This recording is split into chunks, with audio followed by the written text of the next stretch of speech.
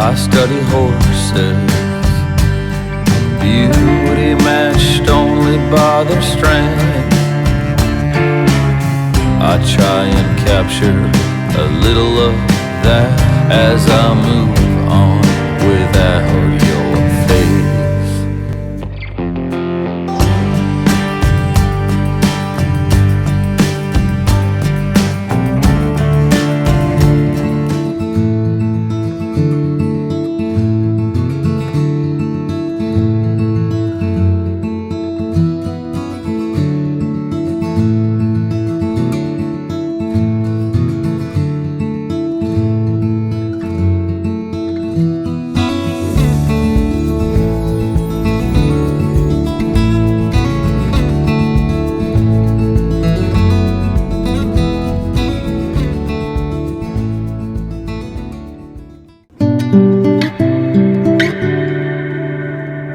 Hi Chris, how are you?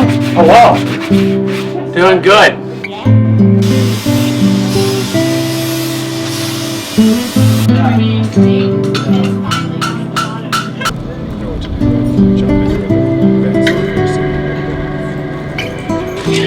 Florida was hot, and it was hot, hot, hot, and hot, and a little bit more hot. I brought my wife Sarah to that concert.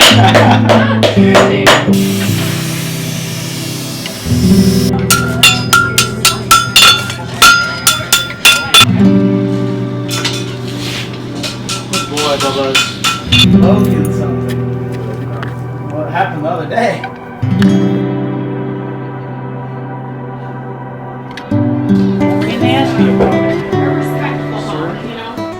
And then on the way out, we like literally just barely beat the hurricane out of Florida, so I guess I'm just lucky that I made it home.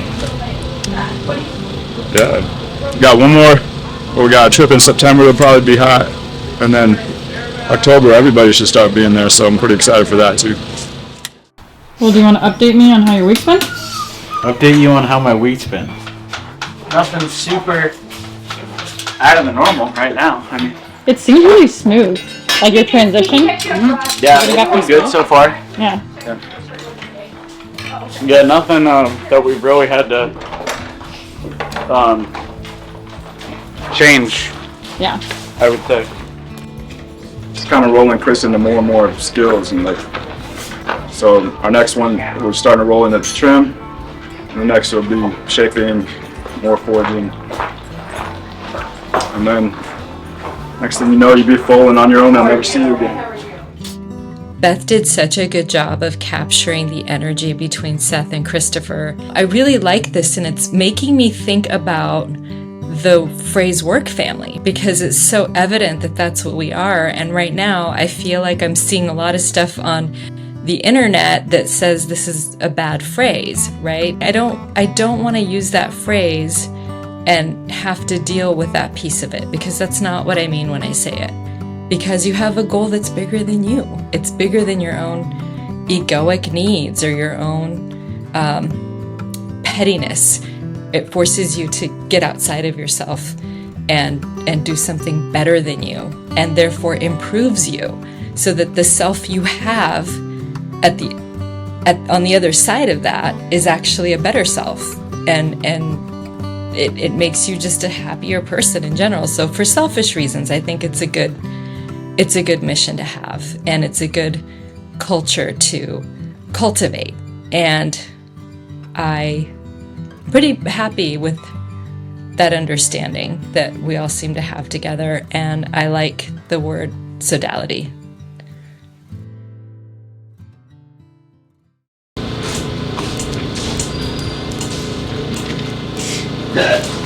Easy one thing.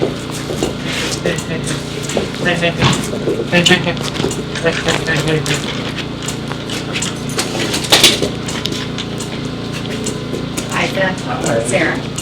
That you once before, yeah. Good to see you again.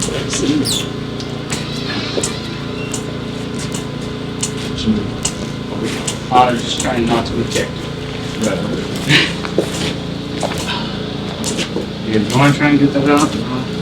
It's kind of in there. That right. course, it broke literally right at the tip. So, see if you can get it out. All right. So close. Pull the shoe.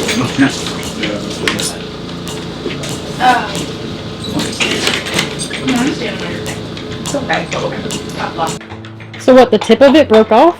Yeah, the tip of the, I don't know where he did with it, but yeah, when they try, she's got so little space to get it in there, that it gets super tight.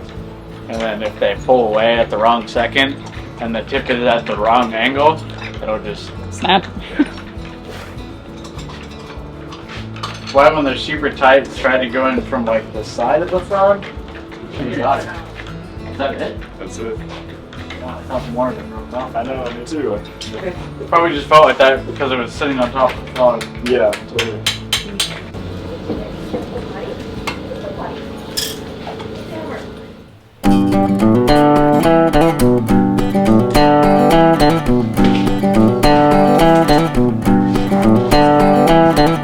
You know better.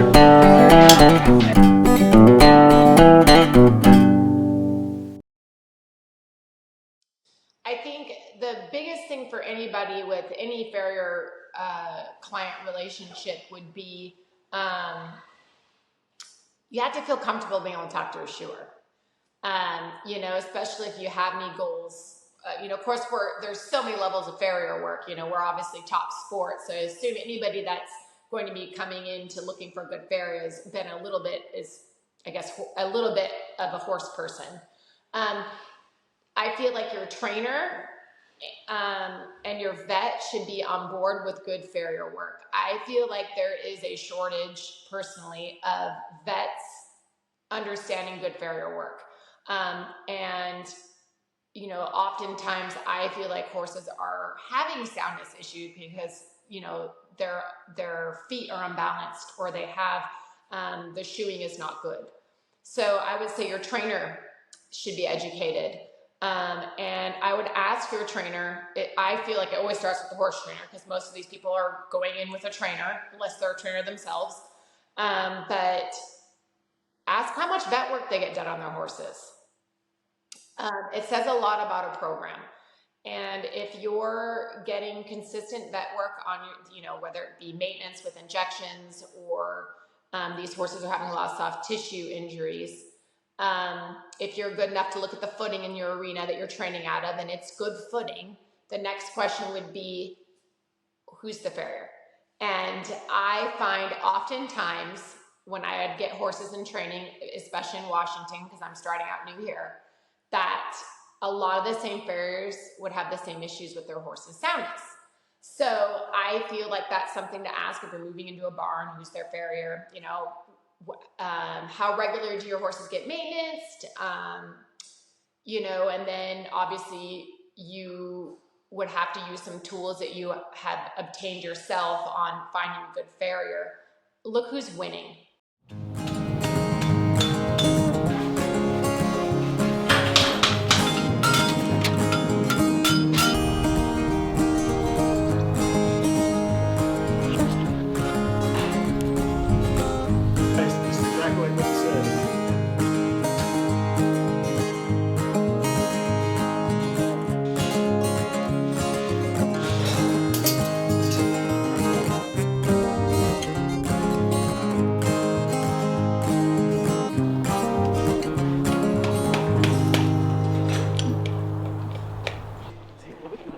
Better be. I'm looking away. You are looking away. Okay. Oh my God, are you kidding me? No, there you go. You trying to make me cry?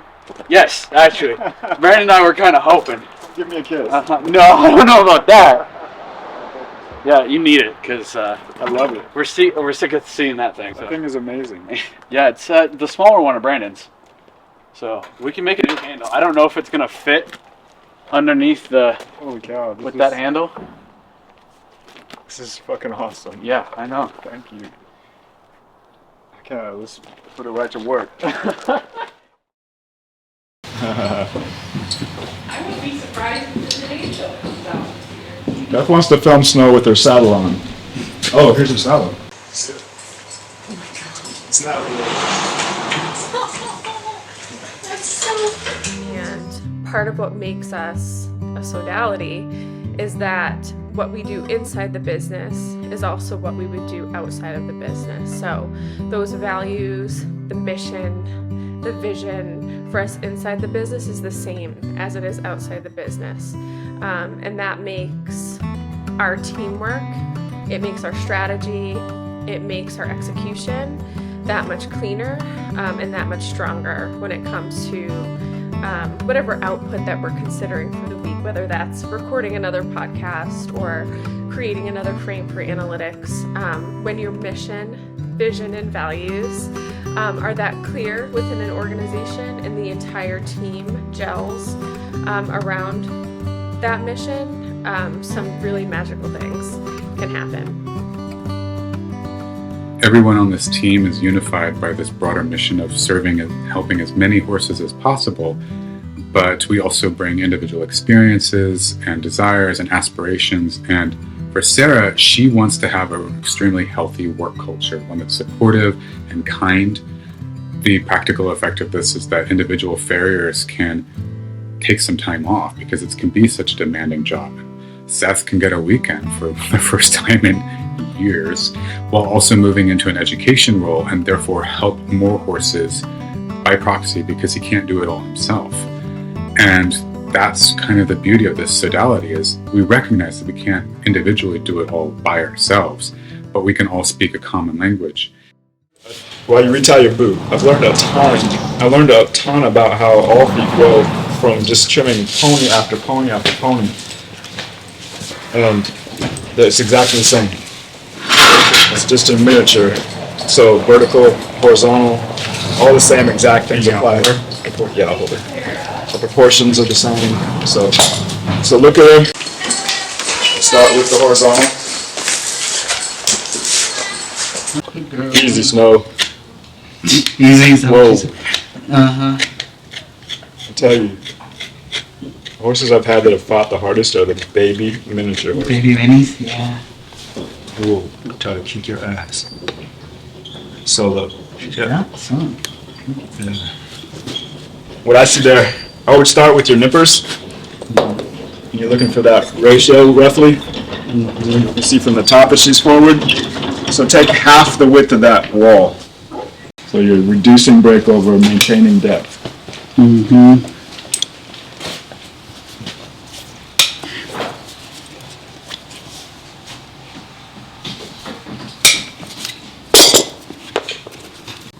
Is it appropriate or too much or too little? I'm thinking it's good. Yeah, once you take that point Once you take the point off, yeah. So good here, just a tiny bit long there. Oh, it's better here. Okay, Chris, you go ahead, you can holler, and I'll start on there. Take your time, and I'll come check with you. This one's she was really happy with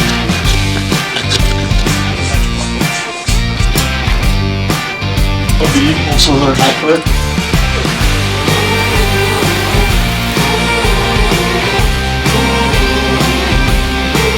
And feel the doctor.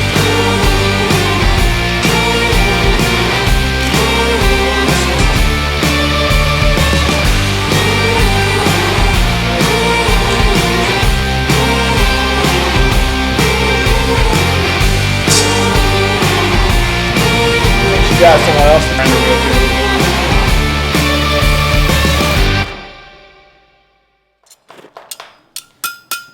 So Sarah told us you called Brandon the other day to have him talk you through casting a foot. Oh, I called for, I knew what I was doing. I just called for some clarification about hearing time, and then some guys start at the bottom and work their way up. So like they start at the toe to set the cast into the toe. I was just double checking with Brandon which way, if he starts closer to the heel and then works his way up. Mm-hmm. So just some clarifying stuff. But it went fairly well. Is that the first time you've done that, or? It's the first time I've personally done it. I've watched Brandon and Seth do it. I don't know, a handful of times now. Like, I've watched Seth do it twice. I've watched Brandon do it, I don't know, 3 or 4 times now. So, yeah, this was just the first time I had to do it on my own. So, but it went well. I just checked on him too, and they said he was comfortable, sound, happy. Got the shoe nailed up. Yeah, he did good. I was a little bit worried. He's a little bit more of an antsy horse. But Christine, yeah, she held him well, and he stood really well. I was expecting to kind of have to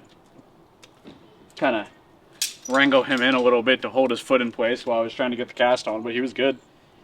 The hardest part was getting the saran wrap on. Saran wrap on. You want to watch the walk? Yeah. Come here, Mia.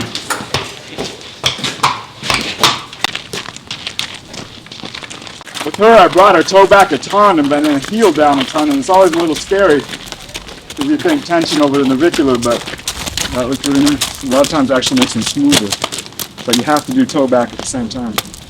Okay, great. I study horses, beauty.